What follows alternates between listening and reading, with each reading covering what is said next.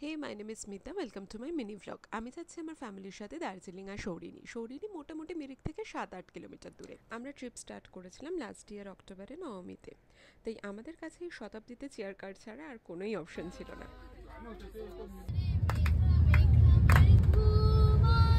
এভাবে কো প্যাসেঞ্জারদের সাথে গল্প করতে করতে গান শুনতে শুনতে আমরা পৌঁছেই গেলাম নিউ জলপাইগুড়ি।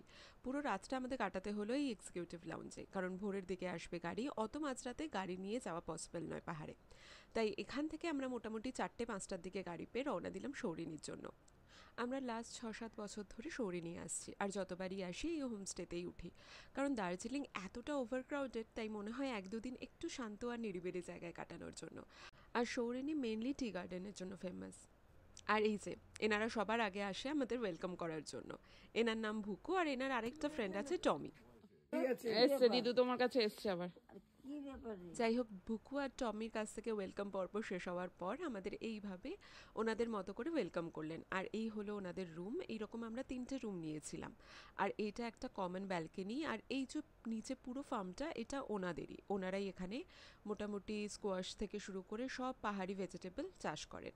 আর এই পুরো এরিয়ায় যতগুলো টি গার্ডেন দেখা যাচ্ছে সব ওনাদের। আর এত সুন্দর সুন্দর ফুল গাছ ছিল এখানে, মন ভরে যাচ্ছিল। তাই এই জায়গাটা এত সুন্দর, এত নিরিবিলি, আমরা প্রত্যেকবার ট্রাই করি যখনই দার্জিলিং আসি 1 কি 2 রাত কাটিয়ে যেতে। রুমের ভেতরে একবারও ঢুকছে না। আর এই হলো ওনাদের ডাইনিং স্পেস।